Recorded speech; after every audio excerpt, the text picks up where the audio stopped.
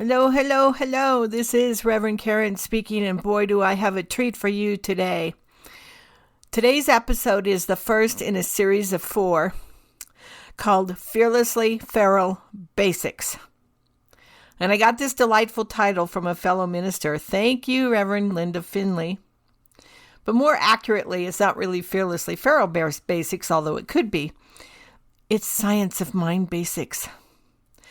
More specifically, today and for the next 3 podcast episodes, I'm going to go over and cover the basics in the introduction of the Science of Mind textbook. And just to give you a brief little reminder of what's in there, this first one is the thing itself. The next one is the way it works. After that, it's what it does. And after that, it's how to use it. And this is really, really yummy stuff, guys. Really yummy. If you've ever wondered where I get my concepts and principles from, it is here. It's right here in the Science of Mind textbook, specifically these 4 sections. So let me do this introduction, and then we'll jump right in. So welcome again to Fearlessly Feral Living. I'm broadcasting to you from the Woogie Ranch out here in the back 40 of northwestern Nevada, where I'm a half an hour away from the nearest gas station and the nearest grocery store. And my mission is to teach practical application of Science of Mind principles to provide a strong and unshakable inner foundation that facilitates long-term successful living. Okay, let's get into this, shall we? It used to be in Centers for Spiritual Living all over the world that every January, every Sunday service that was attended, and this was way back before the days of Zoom, and they still do it to a certain extent today, but not as, I don't see it happening as much. The minister would do a review of the basics. Each Sunday, they would talk on one of those 4 sections in the introduction of the textbook. And I don't know about you, but I've always found it very worthwhile to review the basics once in a while, no matter what it is I'm doing. If I'm horseback riding, good to review the basics. If I'm doing other stuff in the world, good to review the basics once in a while. So we're going to review the basics here. And today's episode is titled The Thing Itself, which is the first section in the introduction of the textbook. And again, I'm also going to do 3 other episodes titled The Way It Works, What It Does, and How to Use It. So if you have a Science of Mind textbook, I urge you to go to the introduction and read these sections for yourself and come to your own conclusions. Don't just trust my conclusions. Read it for yourself. And if you have a different conclusion than me after reading it, I'd love to hear about it. Actually, I'd love to hear about it if you have the same conclusion as me. If you read it, I'd love to hear about the possibilities for you in your world, about the possibilities for transformation if you adopt some of the things it's talking about in the introduction. And a bit about the introduction. If you decide you want to buy one of these textbooks, there are a zillion million editions out there. The one I'm using is a Kindle edition, published in 1998. There's quite a few of them. So I don't know that it matters what edition you have for the purposes of this, but if you ever take a Science of Mind class, some of the class notes and assignments will be getting their page numbers and quotes out of a specific edition. So just pay attention to what edition you have. Anyway, here we go. So the thing itself in the Science of Mind textbook, the word thing is capitalized. So what is this capitalized thing that Holmes speaks of? Well, in true Holmes fashion, he doesn't really get to it till the end of the section. He's got to go through all sorts of yummy stuff first, which I'll get to in a minute. The thing is, in its simplest form, God. But we call it by so many other names. My favorite name for God is energy, or energy force, or the Force. Yes, in Star Wars. Yes, that is what I'm talking about.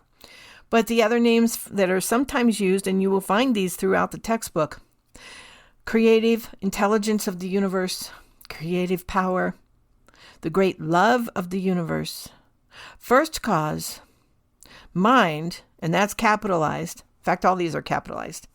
The thing, spirit, eternal and changeless intelligence, power, another one of my favorites, life, love, another one of my favorites, universal wholeness, I like that one too, divine being. And Holmes stresses that because we are one with God, we are all divine beings as well. Whatever we call it, never forget this very important point. We are a part of it, and it is a part of us. It's important, guys. God is not something separate from us. It is a part of us, and we are a part of it. Here's a quote from Ernest Holmes. Mind, the thing, spirit, causation, is beyond, and yet not beyond our grasp. Beyond, in that it is so big. Within, in that whatever we grasp at it, wherever we grasp at it, we are it, to the extension that we grasp it. But, since it is infinite, we can never encompass it. We shall never encompass God, and yet we shall always be God and of God. Now, Holmes quotes, whenever I quote Holmes, sometimes I think, how the hell is anybody going to get any sense out of that? It cracks me up the way he writes. So here's in plain language and a little bit shorter what he just said there. We are in God and of God. We will always be in God and always of God. God is not something separate from us. It is a part of us. And more importantly, we are a part of it. This means we have all the power of God at our fingertips, to the extent that we can grasp it. We have to grasp it. So I'm going to get real here, folks. In order to live truly fearlessly feral, you have to release the idea that God is separate from you. You have never heard me speak of God in the third person, and you never will. We can't grab hold of the power of God and be speaking of it if it's separate from us. Now, I get that most of us have been indoctrinated with the idea that God is separate from us. Why? Well, because when those early men who formulated Christianity and put together the Bible did their thing, they were fear-based and they did not want the populace to have a clue of their own power. So they twisted Jesus' words around and made it seem like the only way to get that power was through an intermediary, the church and the leaders of the church. But nothing can be further from the truth. Your power is inherent in you. You simply have to grasp hold of it. But you can't grasp hold of it unless you trust. Which leads me to a subsection in this section of the thing itself. The title of this subsection is called Learning to Trust Will Make Us Happy. Now, this is one of my most favorite quotes, and I'm going to get real again here. I don't like it when I lose my trust, guys. Losing my trust makes me very unhappy indeed. It's like losing my faith. I don't feel good. I'm subject to all kinds of stuff. When I lose my trust, I do whatever is necessary to restore that trust. And I'm speaking here, when I speak of losing my trust, I'm speaking of losing my trust in the basic goodness of the thing itself and thus of the world. So if we believe that God is everywhere present, and we lose our trust in God, and if we believe that God is all good all the time and we lose our trust in that, then we're also losing our trust in the world and in people. And I don't know about you guys, but I don't want to live like that. But I look around the world and what is happening, and I think, how can there be any good in what's going on? And sometimes, I lose my trust. So I do my spiritual practices, and sometimes I even seek extra help to gain that trust back, because this is big stuff here. And you know what's cool when I get the trust back? It's more real. It's healthier. It's not a naive sort of trust that sets me up for victimhood. It's more of a full-bodied trust. Now, trying to describe trust is like trying to describe the wind. We can describe the effects of it, but unless the experience is there, we can't really know what trust feels like. We know it when we have it, and we know it when we don't. Hopefully. Hopefully you've done enough introspection by now to know it when you have it and know it when you don't. So how do we get to trust when we don't have it? Well, first we have to have a willingness to trust. Like I said, when I don't trust, I'm not happy. And when I don't trust, I don't feel safe in the world. And when I don't feel safe in the world, I'm anxious. And then things just go to hell in a handbasket. It might be a different experience for you, but that's what it's like for me. The importance is to know what you're feeling like when you're not trusting. So, how do we learn to trust if we don't have any? First thing, other than the willingness, we got to be willing to trust. Some people aren't willing to trust. They're like, nope, not going there, not going to trust. That's it, I'm done. Not trusting people, not trusting the world. I'm going to go live in my cave and become a hermit and order my groceries online and have them delivered so I never have to go out into the world. And you know what? There's people that actually live like that. And they're content there. I don't know if they're happy, but I see some contentment there. So we have to have the willingness to trust. Then we have to develop a relationship with that thing itself. A relationship with God. Here's the kicker. Since God is within us, and if you believe that God is within us and a part of us, it has all sorts of ramifications for us.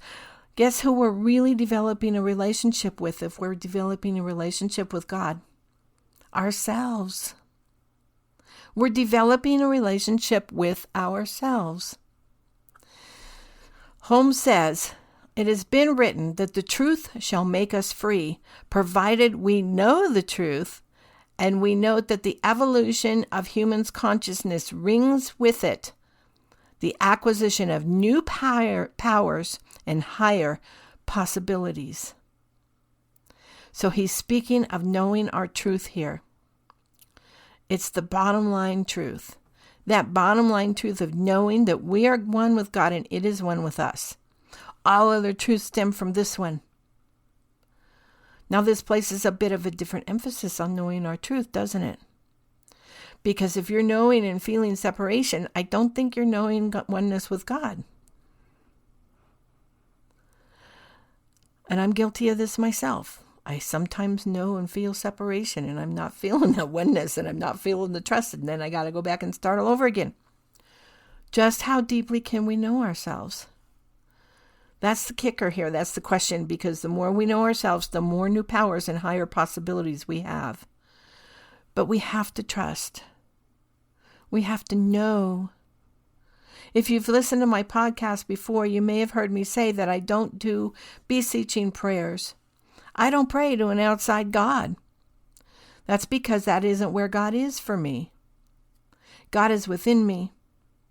So I go within and I know my truth. I find it if I don't know it.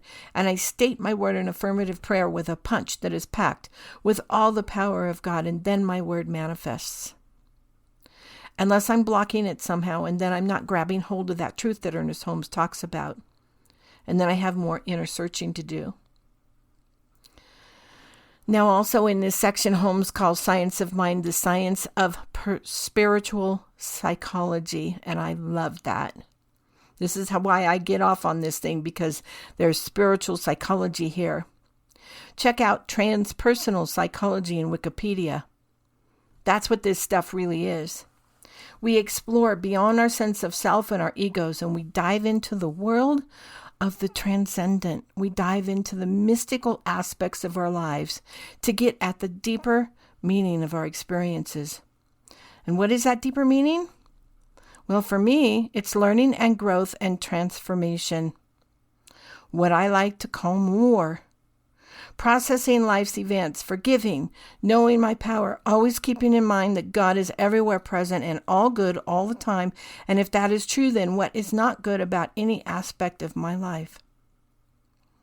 Some of my most favorite all-time quotes are in this first section of the introduction, and I really want to cover them as well. Oh, and by the way, you may have noticed I'm changing the pronouns to gender neutral. This isn't something that has been universally approved. It's just something that I'm doing. I'm comfortable with it. So here's a quote that I love. The very air is vibrant with power. Remember, if God is everywhere present, it's in the air as well. It's in us, it's in the air. So when we breathe, we can breathe in power. But Holmes then goes on to ask this. After saying the air is vibrant with power, he says, why then are humans weak, poor, and afraid? He follows up with saying that the divine plan is one of freedom and that freedom is our birthright.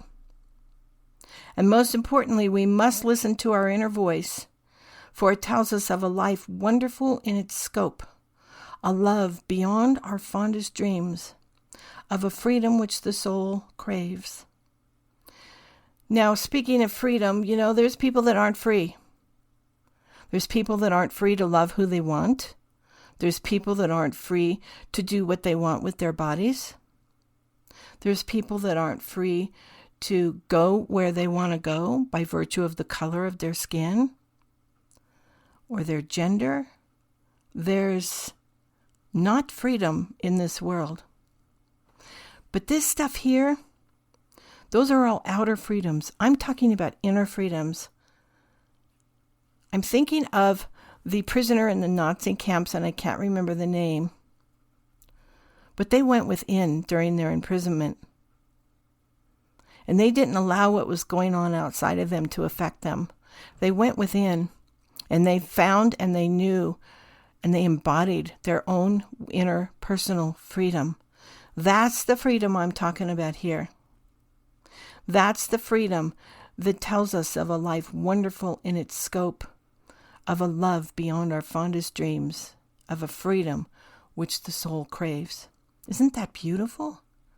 Sometimes I read this stuff and I take a deep breath and I remember, and it's like a great weight gets lifted off my shoulders. Here's another quote, the very first sentence in the first section of the entire book. We all look forward to the day when science and religion shall walk hand in hand through the visible to the invisible. Science and religion walking hand in hand. This is why I love this teaching. It incorporates a yes and type of thing that reminds me not to be so black and white all the time.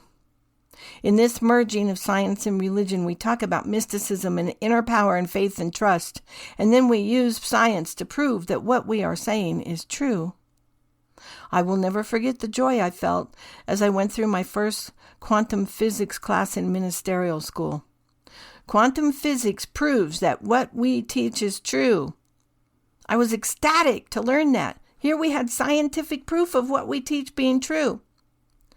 Now, if you're interested in this line of thought, check out work by a guy named Amit Goswami. He was our quantum physics professor in ministerial school. He has a ton of books out there. They're really interesting. Amit Goswami is his name. Here's another quote I love. The answer to the prayer is in the prayer. Now, this can be taken two ways. There's a yes and here. I love yes ands.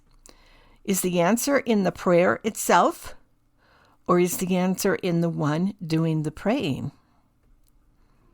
And there's the yes and, because I think it's both.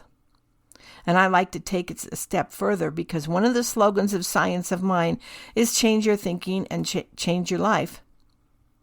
So if we have a prayer to experience, for example, greater abundance,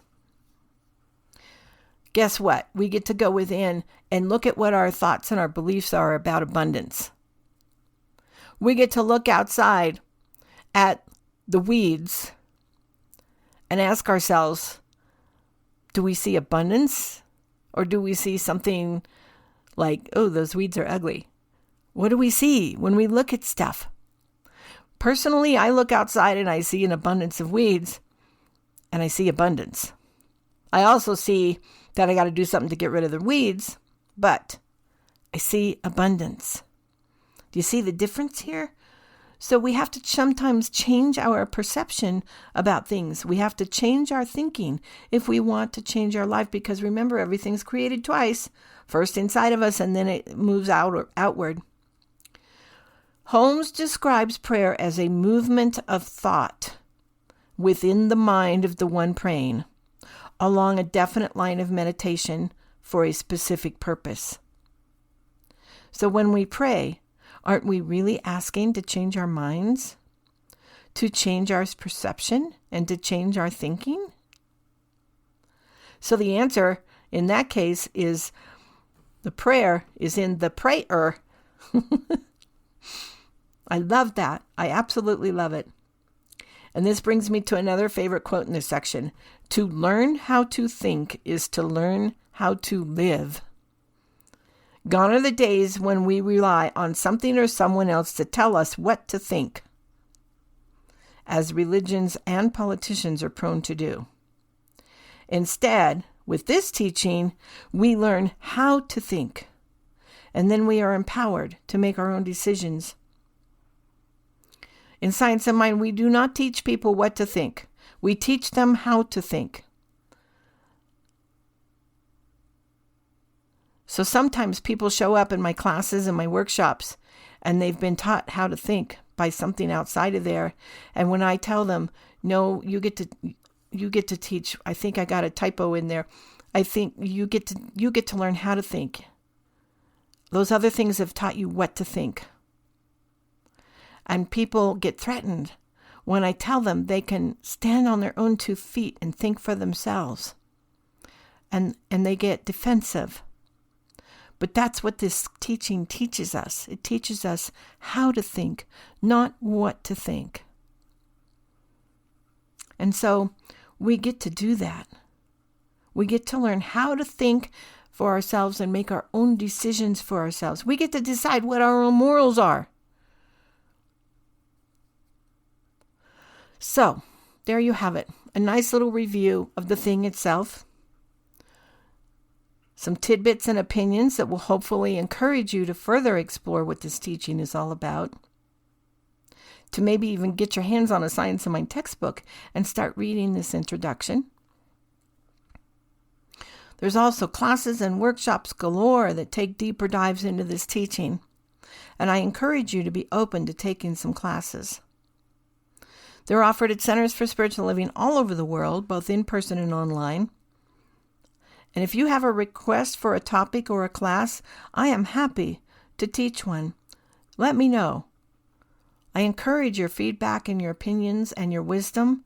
I'd love to have a conversation with you. In the meantime, I thank you for listening, and I thank you for your support. And I am knowing fearlessly Pharaoh living for me and for you. And your support is so much appreciated and fully tax deductible. And you can support us in a number of different ways. You can support the podcast. If you've listened to this podcast in Buzzsprout, there's a link there that'll take you right to a way to support. You can go to our Patreon page at patreon.com/fearlesslypharaohliving and support us there by becoming a member. Membership has lots of bennies, by the way. You can give us a one-time donation by going to our PayPal page. I've got the link in the show notes. And you can find all of this information at our website at fearlesslypharaoh.org.